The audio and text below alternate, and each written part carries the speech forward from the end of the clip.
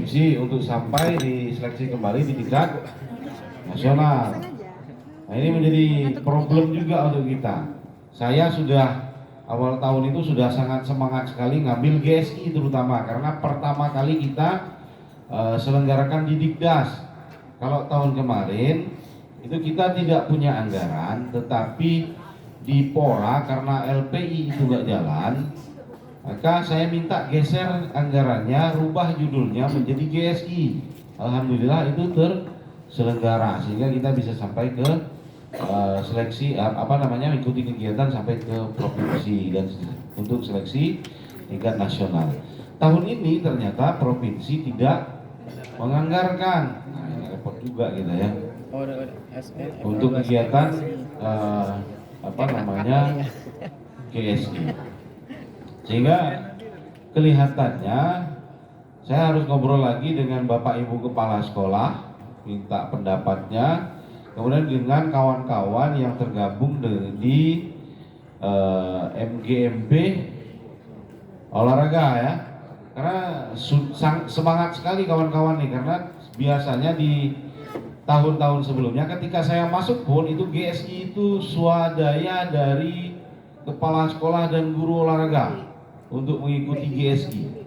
2020 tidak diselenggarakan karena Covid, 2021 juga dilakukan secara swadaya. 2022. Nah, ketika kita akan di tahun keduanya malah provinsi tidak menganggarkan. Akhirnya kita walaupun kita laksanakan di tingkat kabupaten, tapi nanti tidak bisa kita ikut seleksi di tingkat provinsi. Nah, ini saya ingin minta masukan dari kepala sekolah, silahkan sampaikan kepada kawan-kawan guru olahraga. Nanti saya juga akan koordinasi dengan Pak Mukti ya, yang aktif di GSI ini, Pak Mukti, Pak Umar, sama Pak Rahman. Ini saya perhatikan aktif di GSI. Jangan sampai kawan-kawan ya lemah semangat ya. Cuman yang menjadi catatan bahwa kegiatan GSI itu tidak bisa kita lanjutkan nanti soalnya karena nggak ada seleksi tingkat provinsinya, kita nggak bisa ke nasional juga karena nggak ada nanti yang mendampingi kan pasti dari provinsi. Nah, provinsinya nggak ada, nggak mungkin kita kabupaten ngirim ke nasional, tapi tetap kami koordinasikan dulu kegiatan ini. Coba menjadi perhatian Bapak Ibu semua bahwa GSI kemungkinan tidak kita laksanakan. Ini mohon segera informasinya supaya kita kan sedang melakukan pergeseran anggaran di bulan Februari. Kalau memang tidak dilaksanakan, maka kami akan melaksanakan kegiatan lain dari anggaran yang sudah tersedia. Nah, ini nanti akan ada rembuk dengan kawan-kawan di jenjang SMP. Kita akan melaksanakan kegiatan apa, tapi kami juga minta masukan dari kawan-kawan di kepala sekolah yang tergabung di MKKS. Nanti tolong informasi, koordinasikan dengan kami kira-kira apa yang menjadi pusat perhatian dari kawan-kawan di MKKS. Nah, kemudian untuk FLS 2N ini juga tidak bisa kita selenggarakan. Nah, ini agak repot juga. Bu Umu, untuk yang bisa daring OSN apa FLS 2N? OSN. Iya, daring. Tapi di level provinsinya nggak ada. Oh, FLS 2N tidak dilaksanakan, tapi daringnya yang di BPTI langsung. Oh, yang untuk OSN. FLS 2N-nya bukan? Enggak. FLS 2N? Untuk FLS 2N tetap bisa kita laksanakan dan OSN yang Gala Siswa. GSI Pak. Gala Siswa Indonesia. Agak kecewa sebetulnya karena saya juga sudah semangat betul untuk menyelenggarakan GSI. Tahun pertama juga bagi saya menyelenggarakan GSI gitu ya di bidang Dikdas. Nah, jadi kompromikan dengan kawan-kawan kepala sekolah dan guru olahraga, apakah akan kita laksanakan jenjang kabupaten, tapi mubazir sebetulnya ketika kita untuk kita mengikuti ajangnya secara daring. Mungkin begitu informasi tambahan dari saya. Kalau diskusinya karena kepala sekolahnya banyak nggak ada, nanti kita rembukan lagi setelah ini ya. Kita ke materi selanjutnya, karena ini memang khusus untuk bendahara. Seperti kata Pak Margono, silakan kepala sekolah boleh istirahat. Ya, kita pakai tahun kemarin, Bapak Ibu ya, tidak berubah, tentang pedoman pengadaan barang atau jasa oleh satuan pendidikan. Ya, next. Ya, pengadaan barang atau jasa, Bapak Ibu, itu merupakan acuan bagi satuan pendidikan. Lihat tak? Yang jauh lihat? Lihat ya. Dalam melaksanakan PBJ, pengadaan barang atau PBJ itu pengadaan barang atau jasa ya, secara efektif, efisien, transparan dan akuntabel. Ya, secara efektif, efisien, transparan dan akuntabel. Kemudian untuk memperoleh barang atau jasa yang tepat dari setiap dana yang dibelanjakan diukur dari aspek kualitas, kuantitas, waktu, dan alokasi. Ya, lanjut aja Bu. Next. Ini ya tadi pengadaan barang atau jasa, prinsipnya adalah efektif, efisien, transparan, terbuka, bersaing, adil, dan akuntabel. Lanjut Ibu. Nah, pelaku pengadaan barang jasa ya, itu ada pelaksana, ada penyedia. Siapa pelaksana? Pelaksana adalah kepala sekolah atau yang ditunjuk oleh kepala sekolah di satuan pendidikan yang ditugaskan sebagai pelaksana di satuan pendidikan masing-masing. Ya. Siapa yang ditunjuk terserah. Boleh tenaga pendidik, boleh tenaga kependidikan. Ya, silahkan. Kemudian penyedia. Penyedia itu ada perorangan, ada badan usaha. Ya, ada perorangan, ada badan usaha. Lanjut. Syarat penyedia. Syarat penyedia pertama apa? Memiliki NPWP, nomor pokok wajib pajak. Kemudian memiliki identitas penyedia, ya, harus ada. Apa itu identitas penyedia? Apa? Iya, KTP, situs, SIUP, dan lain sebagainya. Itu termasuk identitas dari penyedia, ya. Kemudian mempunyai kemampuan untuk menyediakan barang atau jasa. Ya, lanjut Ibu. Ya. Ini adalah tahapan pengadaan barang atau jasa. Apa tahapannya? Persiapan pengadaan, kemudian penetapan penyedia, kemudian pelaksanaan kesepakatan pengadaan. Ya, lanjut lagi Bu. Nah, ini persiapan pengadaan. Yang belakang melihat Gabur ya? Yang paling belakang Gabur ya? Gak lihat ya? Paling yang depan aja kalian. Ini persiapan pengadaan. Persiapan pengadaan merupakan kegiatan untuk menetapkan dokumen perencanaan PBJ satuan pendidikan. Dokumennya itu paling sedikit isinya apa? Jumlah barang atau jasa. Kemudian apalagi? Spesifikasi atau ruang lingkup barang atau jasa. Kemudian waktu dan lokasi serah terima. Ya, ada waktu dan lokasi serah terima. Kemudian alokasi anggaran. Ya, jelas itu pasti ya, harus ada alokasi anggaran. Kemudian persyaratan penyedia. Ya. Kemudian dokumen perencanaan, ya, dokumen perencanaan. Bapak Ibu sudah membuat dokumen perencanaan di sekolah Bapak Ibu? Siapa yang sudah membuat dokumen perencanaan? Berdasarkan PPBJ nomor 18? Tidak ada. Saya yakin tidak ada.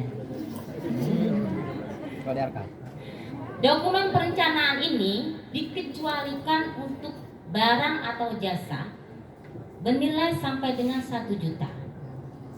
Di atas 1 juta maka Bapak dan Ibu harus membuat dokumen perencanaan. Apa saja itu? Ya, pengadaan barang jasa apa saja itu, maka diwajibkan bagi Bapak Ibu membuat dokumen perencanaan. Makan, minum, apalagi pembelian buku, ya semua, baik itu dari siplah maupun non siplah harus membuat. Nanti ada contohnya, nanti kami kasih contoh ya untuk dokumen perencanaan. Tenang saja. Lanjut Ibu. Kemudian persiapan dokumen perencanaan satuan pendidikan dilakukan berdasarkan apa? Kebutuhan barang atau jasa dari sekolah Bapak Ibu. Ya, kebutuhannya berapa?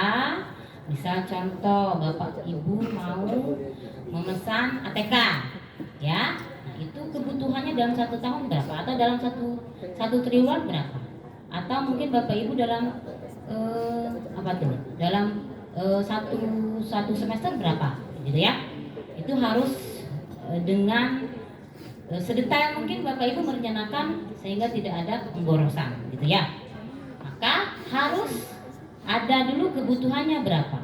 Kemudian setelah itu baru dituangkan ke dalam RKAS, ya, rencana kegiatan dan anggaran satuan pendidikan.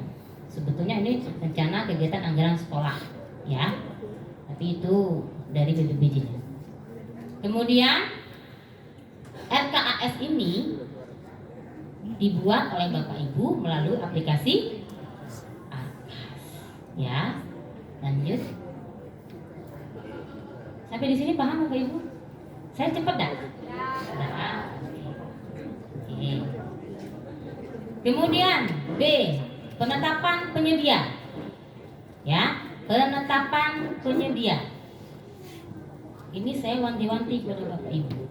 Untuk penyedia, cari yang amanah, ya, cari yang amanah. Kenapa? Karena jika Bapak Ibu tidak berusaha untuk cari yang betul-betul amanah dengan kerjasama Bapak Ibu, ya, mereka tidak amanah, itu akan merugikan sekolah Bapak Ibu. Ya, apalagi Bapak Ibu tahun 2022 itu ada yang sudah bayar barang tapi barangnya tidak datang, ya, tidak sesuai dengan kesepakatan kita. Waktu misalnya tanggal 3 Mei harus sudah datang barang, tetapi Bapak dan Ibu sudah bayar barangnya, baru datang kemudian tanggal 10 Oktober.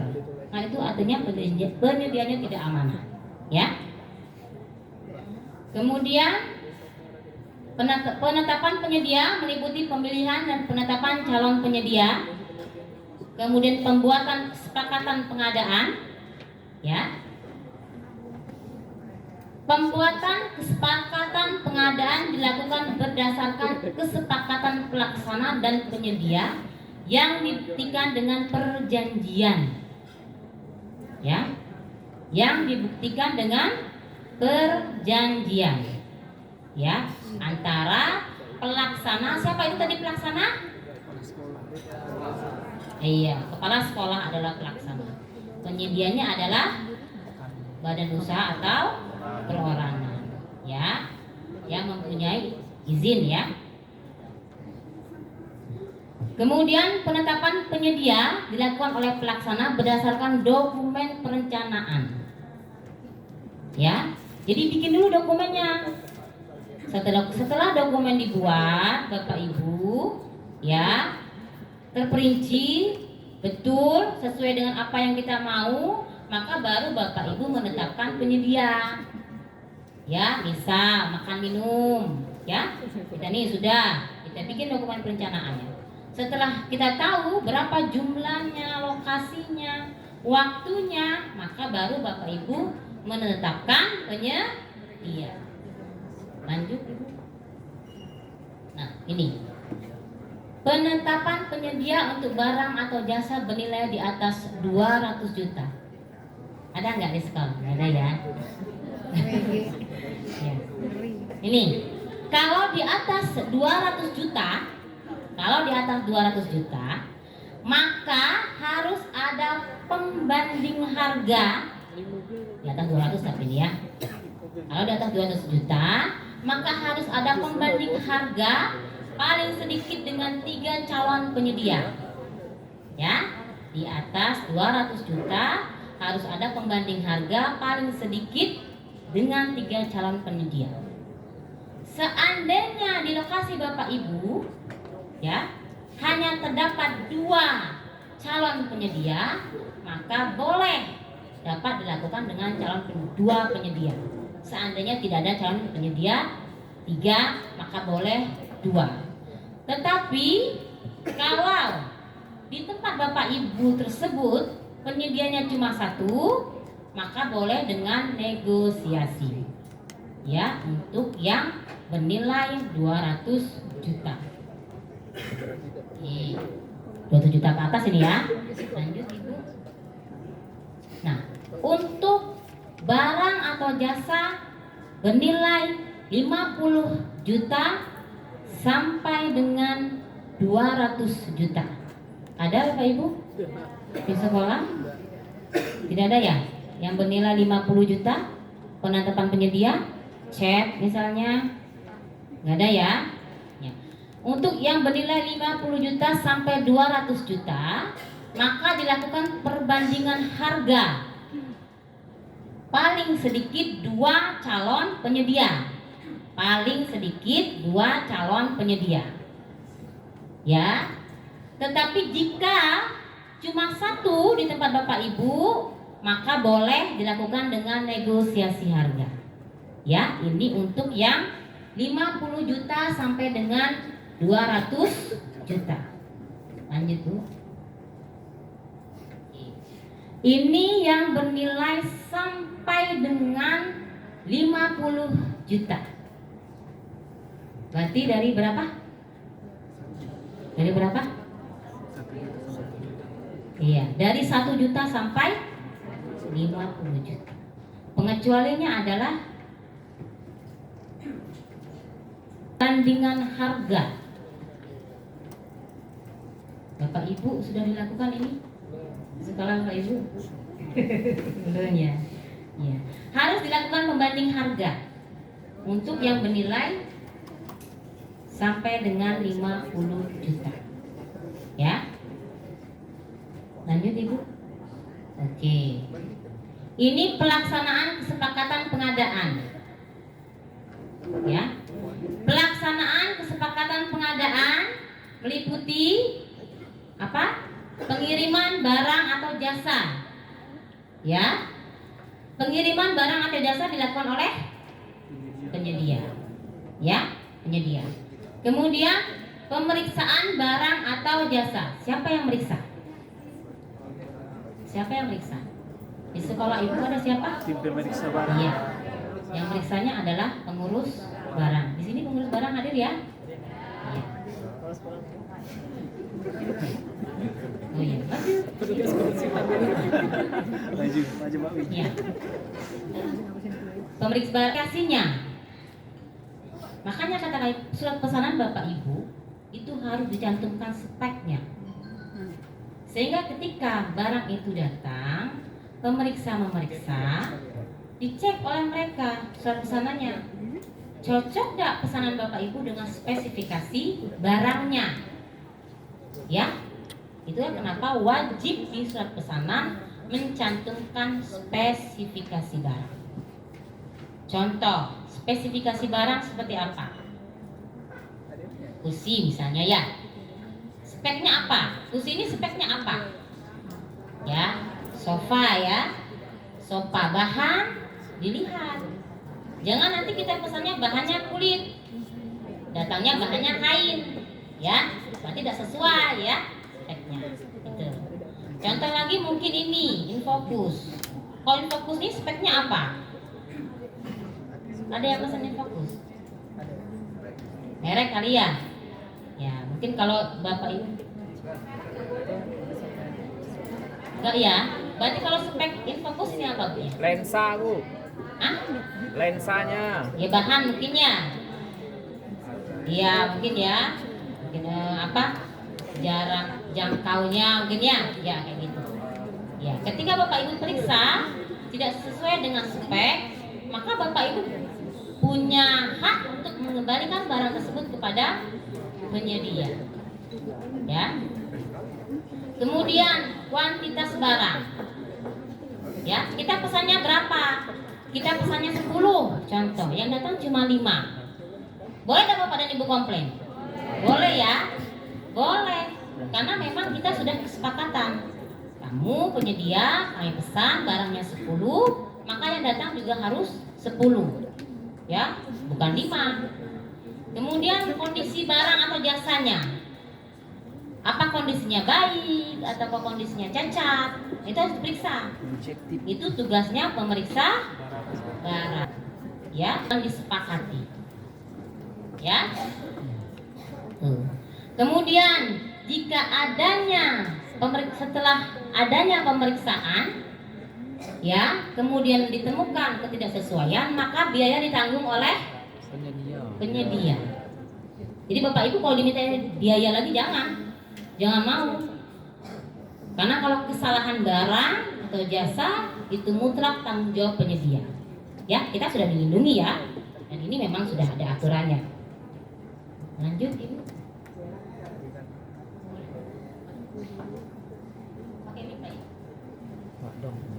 Warahmatullahi wabarakatuh. Yang ingin saya tanyakan terkait dengan nilai-nilai barang tadi ada 50 juta, kemudian 50 sampai 200. Pemahaman itu apakah pemahaman sekali belanja ataukah akumulatif? Misalnya kita ini mau belanja ATK dalam 1 tahun, misalnya 100 juta Bu, kan nilainya 100 juta. Apakah misalnya belanja itu misalnya dianggap, karena padahal belanja itu tidak sekaligus kita belanja mungkin 3 kali. Apakah pemahaman misalnya Tadi Bapak misalnya mau beli ATK, ya kan? Di dokumen perencanaan itu Bapak buat apakah ATK kebutuhan untuk 1 bulan, atau 1 triwulan, atau 1 semester, atau 1 tahun. Ketika Bapak membuat dokumen perencanaan itu 1 bulan mungkin nilainya cuma 1 juta, ya, itu tadi Bapak yang nego ya? Apa pembanding harga? Pertanyaannya nego atau pembanding harga? Bukan Bu. Oh, kalau harga wajib. Walaupun nilainya sedikit ya. Tapi kalau nego tadi itu 50 juta ke atas baru nego. Nah, kalau nego itu pakai dokumen perencanaan. Ya, misalnya contoh tadi ATK. Ya, ATK Bapak Ibu dokumen perencanaannya ATK pengadaan untuk 1 triwulan. 1 triwulan nilainya paling cuma 10 juta. Maka yang dipakai adalah dokumen sama pembanding harga. Tapi ketika Bapak Ibu menganggarkan itu di dokumen perencanaan 1 tahun, dalam 1 tahun mungkin Bapak Ibu membutuhkan 50 juta ke atas untuk ATK atau untuk makan minum atau lain sebagainya, maka yang dibutuhkan adalah apa tadi? Nego sama apa? Apa tadi? Pembanding harga. Nego atau pembanding harga. Gitu. Ya, jadi yang Bapak maksud tadi yang pembanding harganya ya. Klasifikasi ini maksudnya apakah Sampai dengan 50 juta, sampai dengan 50 juta, ya, itu pembanding harga. Sampai dengan 50 juta. 50 sampai 200 nego dengan 2 penyedia. Jika tidak ada 2 penyedia, cuma 1, maka cukup pembanding harga. 200 ke atas, maka nego dengan 3 penyedia. Jika cuma 2, boleh cukup dengan 2 penyedia. Jika cuma 1, maka cukup pembanding harganya 1. Itulah, tidak pakai nego. Paham tidak?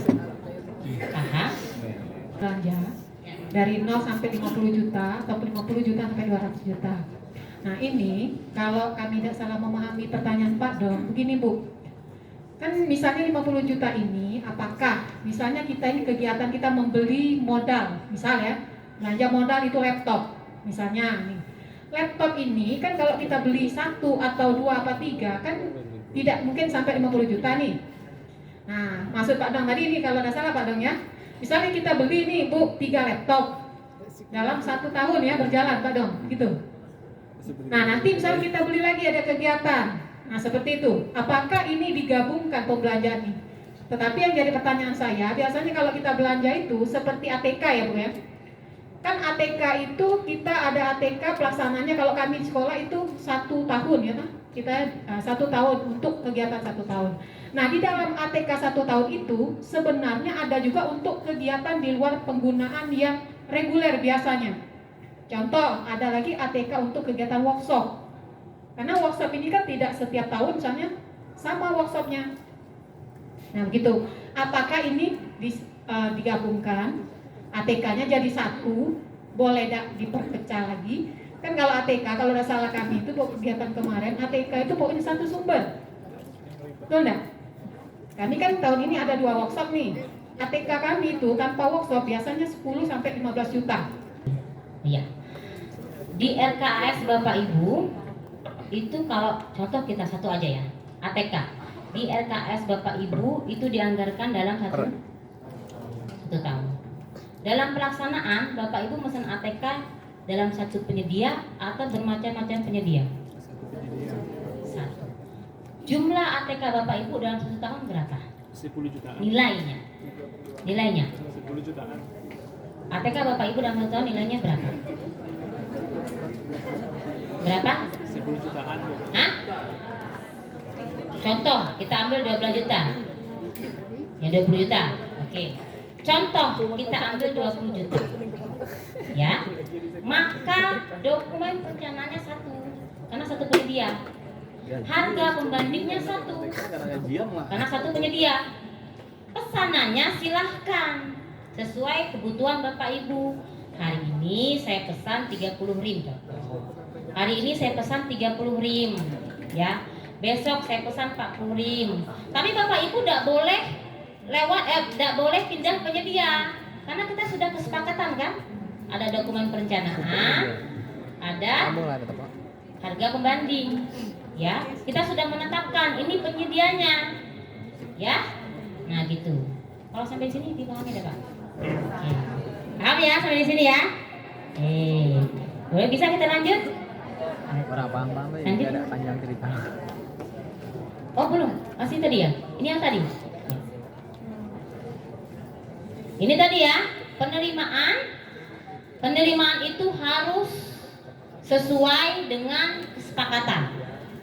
Ya, ini betul ya, ternyata lebih cenderungnya ke apa? Pemeriksa ya? Lebih ke pemeriksa nih ya. Oke. Ini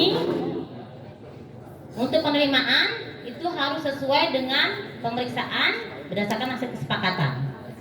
Ya. Kemudian pembayaran. Pembayaran jika dilakukan melalui siplah, ya, bukan melalui siplah, di luar siplah. Pembayaran jika Bapak Ibu membeli di luar siplah, maka dibayar setelah barang sampai. Kemudian jika penyedia merupakan usaha mikro, usaha kecil, koperasi, maka pembayaran dapat dilakukan secara langsung atau tunai dan dalam hal tertentu menggunakan uang muka. Boleh? Boleh. Ya, boleh. Pakai uang muka artinya boleh. Itu sudah dilindungi oleh undang-undang. Ya, boleh. Misalnya Bapak Ibu pesan pada usaha kecil, kami ini terbatas nih modalnya, bayar dulu uang mukanya gitu ya. Boleh. Silakan bayar uang muka. Kemudian setelah barang selesai baru dibayar penuh full sesuai kesepakatan. Ya. Gitu. Kemudian pembayaran yang dilakukan untuk pembelian melalui siplah itu dilakukan sesuai dengan mekanisme siplah. Pertanyaan saya sama Bapak Ibu, belanja di siplah, barang dulu datang kita bayar, atau kita bayar dulu barang baru datang? Datang dulu baru bayar. Nah, ya, gitu ya. Oke. Jadi jangan salah Bapak Ibu ya. Jadi barang dulu datang baru kita bayar. Lanjut Ibu. Nah, PBJ Satuan Pendidikan itu dilaksanakan setelah adanya kesepakatan pelaku PBJ Satuan Pendidikan. Ya, jika terjadi penggantian kepala sekolah, ini biasa ya di sekolah ada kepala sekolahnya pensiun, mungkin dimutasi jadi kepala sekolah di sekolah yang lain, maka penyelesaian PBJ Satuan Pendidikan dilakukan oleh kepala sekolah yang baru. Ya, tidak harus kepala sekolah yang lama. Ya. Kemudian kesepakatan PBJ dapat dilakukan pembatalan berdasarkan persetujuan kedua belah pihak. Ya, bisa dilakukan pembatalan bisa. Tapi sepakat dulu dengan penyedia, jangan kita batalkan sepihak, ya. Lanjut Ibu. Pelaksanaan pengadaan barang atau jasa oleh satuan pendidikan. Ya. PBJ Satuan Pendidikan dilaksanakan melalui SIPLAH, Sistem Informasi Pengadaan Sekolah. Ya, tapi kalau PBJ bilangnya Sistem Informasi Pengadaan Satuan Pendidikan. Tapi SIPLAH itu Sistem Informasi Pengadaan Sekolah. Memiliki kriteria standar atau dapat distandarkan, memiliki sifat risiko rendah, ya. Kemudian harga sudah terbentuk oleh pasar. Ya. Terus pembelian satuan pendidikan boleh dilakukan di luar SIPLAH terhadap tidak memenuhi kriteria. Ya, kriteria di atas itu tidak dipenuhi, maka boleh belanja di luar SIPLAH. Contoh Bapak Ibu, misalnya mau apa tuh, pemeliharaan ruang kelas, ada keramik gitu ya, yang pecah-pecah, ya. Nah itu kita mungkin belinya sedikit-sedikit ya. Maka untuk pemeliharaan boleh kan Bu ya di luar SIPLAH ya, untuk pemeliharaan. Ya, untuk pemeliharaan karena dia tidak masuk dalam kriteria di atas yang standar atau dapat distandarkan, memiliki sifat risiko rendah, kemudian harga sudah terbentuk di pasar, maka boleh belanja di luar SIPLAH. Ya, di pasir berarti Bapak Ibu. Kalau untuk keramik ya, memperbaiki keramik, apa yang dibeli? Pasir, semen, keramik. Ya, nah itu tidak terstandar. Ya, boleh beli pasirnya mungkin tidak semobil, setengah mobil aja mungkin ya. Beli semennya mungkin 2 sak aja ya. Beli keramiknya mungkin hanya 2 kotak. Boleh tidak dibelanjakan melalui SIPLAH. Baik. Kemudian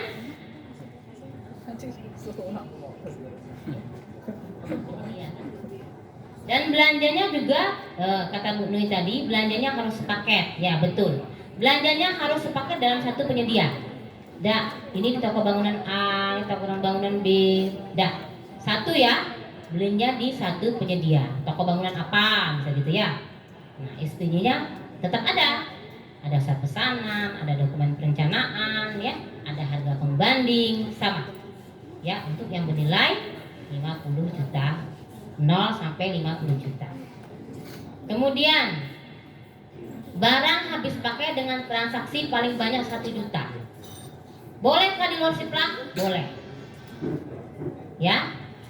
Kalau barang itu tidak bernilai lebih dari 1 juta, boleh dibelanja di luar SIPLAH. Kemudian jika tidak memiliki koneksi internet. Ya, kita kan sudah ya. Ada yang tidak memiliki koneksi internet? Tidak ya. Semuanya pasti sudah. Lanjut Bu. Ya. Pelaksanaan PBJ Satuan Pendidikan harus disertai dengan bukti PBJ meliputi. Ya. Lihat. Meliputi tadi apa? Dokumen perencanaan. Ya. dokumen perencanaan untuk yang 1 juta ke atas. Kemudian dokumen hasil pembandingan untuk yang sampai dengan 50 juta. Dokumen hasil negosiasi ya, untuk 50 juta sampai dengan 200 juta, untuk 200 juta ke atas. Terkecuali tadi, jika di tempat itu hanya 1 penyedia, maka boleh di skip dokumen negonya, cukup dengan hasil perbandingan. Ya, dokumen hasil perbandingan. Kemudian surat pesanan. Surat pesanan. Kemudian surat hasil pemeriksaan barang atau jasa. Ini yang di LPJ Bapak Ibu ya. Yang harus dinampilkan di LPJ Bapak Ibu ya. Nanti spesifikasinya spesifik lagi ada di Ibu Lisa ya.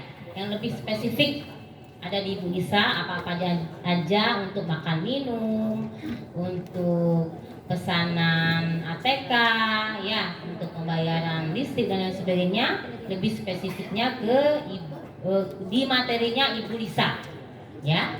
Ini secara keseluruhan, secara garis besarnya ya. Kemudian ada surat pemesanan tadi, kemudian surat hasil pemeriksaan barang atau jasa, berita acara serah terima. Ini saya kurang 1. Enggak, benar ya? Soal hasil pemeriksaan, betul, berita acara serah terima sama bukti pembayaran. Bukti pembayarannya adalah nota sama kwitansi. Nota sama kwitansi. Ini saya sebut lagi ya. Apa yang ada di LPJ Bapak Ibu? Dokumen perencanaan, dokumen hasil pembandingan, ya tadi ya. Kemudian dokumen hasil negosiasi untuk 50 juta sampai 200 juta ke atas, ya. Kemudian surat pemesanan, kemudian surat hasil pemeriksaan barang atau jasa, kemudian berita acara serah terima, kemudian bukti pembayaran. Bukti pembayarannya apa? Nota sama kwitansi, ya. Oke. Contoh kwitansi untuk beli internet operator Dapodik. Ada kan? Ada Bu ya? Di kwitansinya tanda tangan siapa? Di kwitansinya tanda tangan siapa? Iya. Di kwitansinya ada tanda tangan penyedia Bu ya. Di kwitansinya adalah tanda tangan penyedia. Bisa operator belinya sama siapa, gitu ya. Maka di kwitansinya tanda tangan penyedia. Buktinya apa? Foto atau screenshot pembelian paket. Ya, bisa. Pembelian paket Telkomsel 15 GB itu di screenshot. Ya. Ya. Gitu. Atau yang Telkomsel gitu ya, yang 30 GB di screenshot. Itu buktinya. Ya. Kwitansi pakai itu penyedia yang tanda tangannya, buktinya juga dilampirkan. Gitu ya. Kemudian bukti PBJ Satuan Pendidikan yang dilaksanakan melalui Siplat tersedia dan terdokumentasi dalam sistem pengadaan di Satuan Pendidikan. Jadi kalau Bapak Ibu belanja melalui Siplat sudah, tidak perlu menambah-nambah apa lagi. Tidak lagi nambah kwitansi, tidak lagi nambah apapun, cukup yang dibuktikan dari Siplat. Ya. Untuk fotonya Bapak Ibu jangan ngambil yang terupload.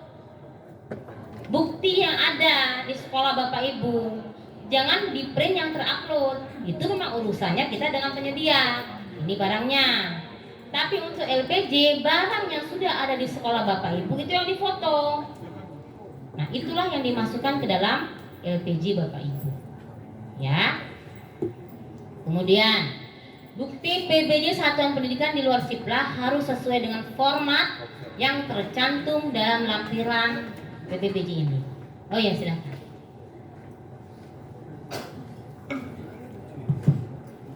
Assalamualaikum warahmatullahi wabarakatuh. Saya Rosita Yati dari SMP 1 Menu Barat. Mau menanyakan untuk pembelian paket data operator, berapa jumlah maksimal yang bisa dibelanjakan?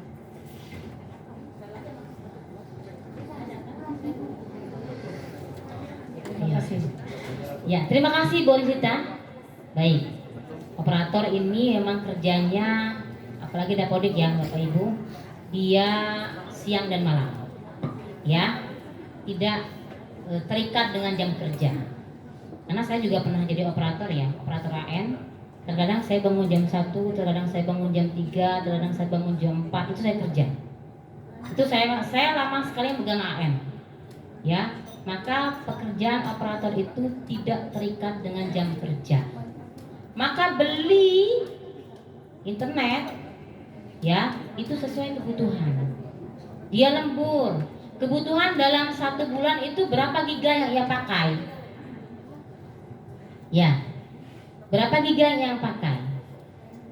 Biasanya saya mau tanya, Bapak Ibu operator kalau untuk bekerja lembur, Pak Leo operator ya, kebutuhan dalam 1 bulan berapa Pak Leo?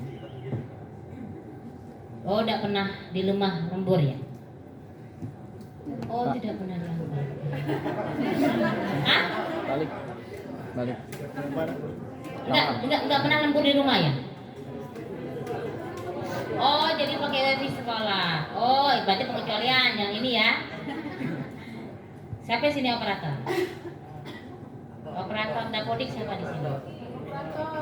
Yang Pak Riki ya. Pak Riki kebutuhan 1 bulannya berapa? 250.000. Cukup ya? Berarti cukup sesuai dengan ya.